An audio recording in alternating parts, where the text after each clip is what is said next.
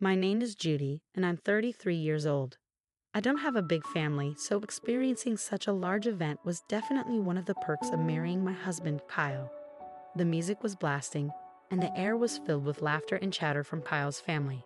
This was the first time I had ever been at a function like this. Unlike me, Kyle comes from a very large family. They were celebrating a family reunion in a grand way with at least 100 people in attendance. It was an opportunity for us to meet distant relatives and enjoy good food. But as fate would have it, the day turned into a nightmare for me. Although this outing was meant to be filled with joy and celebration, it turned sour when I encountered my rude and hostile mother-in-law. She made it her life's mission to disrespect and belittle me, especially because she believed I was unable to conceive. But she couldn't have been more wrong. I just couldn't tell her the truth, at least not yet. My journey to motherhood has been far from easy, filled with medical appointments, emotional roller coasters, and dashed hopes. But what made it even more excruciating was having Hannah, a woman who should be a pillar of support, constantly prodding and mocking my struggles. At the function, she approached me and said, "Judy, my dear, you're still not pregnant. You should really get a move on, you know. You're not getting any younger. Oh wait, you're infertile. What a shame. I really wish my son had married someone who could at least conceive a baby." I was taken aback by her words. How could someone be so blatantly rude and malicious? I felt the blood rushing to my face, unable to believe what I had just heard. I had to ask her to repeat herself. "What did you say?" "You didn't hear me. Must be all this loud music. Hold on for 1 second." As if I wasn't already embarrassed enough, Hannah did the unthinkable. Because this was such a large event, she walked over to the DJ and requested to use his mic. "Attention, attention, everyone," she called out. Everyone started to pay attention, and I felt a deep dread about what was coming next. Some of you might know Judy, Kyle's wife. I wasn't going to do this, but I thought this would be a great teachable moment for her and everyone here. We're all family, right? Seeing that this had bad news written all over it, Kyle, who was somewhere off in the distance, started making his way to the DJ booth. He knew his mother all too well and knew she wasn't going to say anything positive about me. Unfortunately, he was too far away to reach her in time. If you turn your attention towards Judy, you'll see she's not pregnant or carrying an infant. This is honestly shocking, considering she's been married to Kyle for 5 years now. Anyhow, it's not her fault. I guess she is infertile after all. "Mom, that's enough," Kyle shouted. Although Kyle screamed, his unamplified voice was no match for the boomy microphone his mother was using. She continued, "Don't worry, Kyle. This is a teachable moment. Judy, I know the truth is hard to hear, but you have to hear it anyway. You are infertile, and as a result, you're wasting everyone's time here. We're all not getting any younger, and I want to see my grandchildren. I think it would be best if you two did something like get a surrogate or a divorce." There I was, my face redder than any of the tomato dishes there, with countless eyes looking my way. "I'm serious, Judy. You should honestly consider doing something about that infertility. It's quite selfish and embarrassing. I want to see my grandchild." Thankfully, she was cut off by Kyle, who had finally reached her. I couldn't move at all. It was like I was frozen. It seemed like 100 pairs of eyes were on me, and I just wanted the earth to open up and swallow me whole. I felt humiliated as everyone stared, although Kyle managed to stop her. The damage was already done. Some people looked at me with disgust, others with sympathy, but most shared in my embarrassment. They felt embarrassed for me, and as someone who despises pity, this was the worst feeling imaginable. I felt helpless. Normally, I'm the type of person who speaks her mind, but how could I with all these people staring at me? The DJ tried to resume the festivities and wash away the embarrassing moment, but the damage was irreversible. Some people resumed their activities, but I knew the gossip had already started, and this incident would be a hot topic in the family group chat for weeks to come. I did what many others would have done in my situation. I fled. Feeling unwelcome and unloved, I saw Kyle and Hannah arguing off to the side. I seized the opportunity to escape, running inside the house to find the nearest bathroom and lock myself in. I cried for what felt like hours until I heard a knock on the door. It was my loving husband, Kyle. What he said when he saw my red eyes and puffy cheeks shocked me. "I swear to God, after today, I'm never speaking to that woman again." "Kyle, you can't say that. She's your mother." "Yeah, and she's also a bully." I can't ever show my face here again. We can go home right now if you want. Just say the word and we're out of here. No, that would mean I've admitted defeat. What did you say to her? Kyle went on to explain how he berated her for her insolence and rudeness. Why would she say something like that? We don't even know half the people who are here. I still can't believe she said that. I know, love. I've let her walk all over you for too long. I'm sorry I let it get to this point. We hugged, and I continued crying in his arms. This is why I love him so much.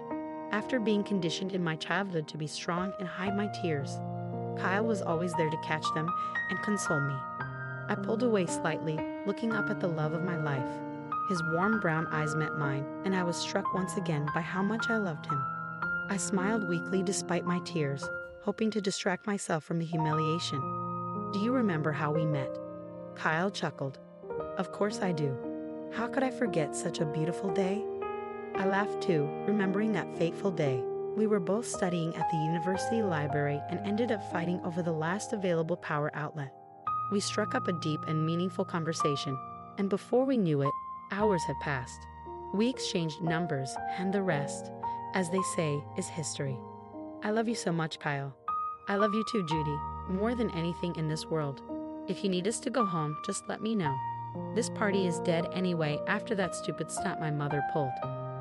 Kyle, do you remember when we found out? He nodded, a pained expression crossing his face. We were trying so hard, and I thought maybe I was the infertile one. But finding out it was you who was infertile was somehow even worse for me. I was ready to handle it if it was me, but you're just so perfect. I never expected it to be you. I never wanted that for you. I'm so sorry. I know, babe, it was a tough time for both of us. But we got through it together, and we'll get through this too. Kyle smiled at me, his love shining in his eyes. I knew then that we were in this together, no matter what life threw at us. You should tell her the truth. What? I couldn't possibly do that. I should have just been honest with the family from the start. I did know she harbored this much resentment over us not having kids yet. What's worse, she automatically assumes it's your fault. If I had been honest from the beginning, none of this would have happened. Kyle, don't beat yourself up. You know your mother is crazy. She probably would have found another way to humiliate me even if you had been honest. It's fine, babe. I don't mind her hating me, but I can't stand the idea of her not liking you because of your infertility. You know how obsessed she is with continuing this bloodline. That's true. I mean, she did invite 100 people to this thing, which is ridiculous now that I think about it. No, I'm not going to tell her. Wait here. Before I could question where he was going, he let go of me and left the bathroom. Still reeling from the embarrassment, I heeded his words and stayed put. 5 minutes passed. Just when I thought Kyle might have done something stupid, like announcing the truth to everyone, he came back in. Thank goodness. I thought you went to do something stupid. I was about to bust out of here and stop you. You still might try to stop me, but I won't let you. What do you mean? What did you do? I couldn't believe my eyes when Kyle handed me a stack of papers. What are these? My infertility results, as well as your high fertility results. I printed them out at the library. My stomach dropped. How could he have done this without telling me? Now he wanted me to show them to Hannah. I couldn't humiliate him like that in front of everyone. I can't do that, Kyle. I told you I wouldn't. I can't just show these to her. But Judy, she humiliated you in front of everyone. She deserves to be put in her place. She'll be embarrassed because of how wrong she was. I know, but I just can't do it. It's not fair to you. I don't care about that. She's the one who should be embarrassed. Being infertile is nothing to be ashamed of, even though it's so heavily frowned upon. There are ways to fix it, and I think I'm ready to face these skeletons head-on. We should look at alternative methods of conceiving. I looked up at him, feeling overwhelmed by his love and selflessness. How could he be so willing to sacrifice himself like this? And what's more, it seemed like he was ready to properly face this ailment and take the necessary steps to address his situation. For such a long time, it was a sore subject. But now, as I looked into his loving eyes, I could see the amount of healing and growth he had been through to reach this moment of clarity and compassion. But Kyle, it's not just about that. It's also about the fact that she's never respected me. She's never even tried to get to know me. And now she's making fun of my infertility like it's some kind of joke. Kyle put his arm around me, pulling me closer. I know, Judy. And that's why we have to do this. We have to stand up to her and show her that we won't be pushed around anymore. I looked up at him, feeling grateful for his strength and support. Okay, let's do it. We went outside to greet the crowd. It seemed like everyone had resumed the festivities, but little did they know that more chaos was about to ensue. I gave Kyle one last look, asking silently if he was sure. He confirmed by leading me to the very same DJ booth where I had been humiliated not so long ago. Kyle grabbed the mic and got everyone's attention. Attention, everyone. We have something important to say. People turned their heads toward the booming voice coming through the microphone. Earlier today, my wife was attacked unfairly and quite rudely for no good reason. Now she wants to give her side of the argument. Kyle handed the mic to me. I gulped, recognizing that everyone's attention was now on me. I scanned the crowd and met the glaring eyes of none other than Hannah, who was making her way to the booth. Hello everyone. As you may or may not know, I'm Kyle's wife and Hannah is my mother-in-law. I need to repeat the harmful words that were. That's enough. Hannah interrupted, but my confidence and anger only amplified. I was sick of her incessant rudeness. You will not interrupt me while I speak. I gave you a chance to speak, and now it's my turn. Shocked and taken off guard by my feistiness, she shut up. Thank you. As I was saying, I need not repeat what was said about me. But I am a lover of truth, and if someone is spreading misinformation about me and my family, even if it's a very personal and private matter, I need to rectify it. Turning to face Hannah squarely, I said, You think that I'm infertile, and that I'm unable to conceive a baby? Well, I'll tell you what the real truth is. It's your son Kyle who is infertile. Here are the documents that prove it. Kyle handed over the documents to Hannah, who was visibly shocked. The crowd murmured and gasped all around. I looked at Kyle to make sure he was okay, and he was, even smiling and chuckling at everyone's surprised expressions. But the funniest expression was my mother-in-law's. Silence filled the area, and everyone's attention was drawn to us. Hannah's face turned pale as if I had just slapped her. What are you talking about? This can't be true. Oh, but it is true, and what's more, I am the one who has a high fertility rate. More gasps and murmurs reverberated through the crowd. This scene looked like it was pulled straight out of a movie. I don't even know what to say. Kyle, why didn't you tell me about this? Maybe because I wasn't ready. The topic of infertility can be a sensitive one, and I know you wouldn't have done this to me if I were in that position. But the fact that you blatantly tried to embarrass my wife in front of everyone doesn't sit right with me. I had to set things straight. Kyle, I'm so sorry. Don't say sorry to me. Apologize to Judy. It was as if Kyle had asked her to recite the King James version of the Bible in Latin. She was so hesitant, but Kyle persisted. He even grabbed the mic from me and began to chant, apologize. He kept chanting it over and over, and slowly but surely, the crowd followed suit, all demanding for Hannah to apologize to me.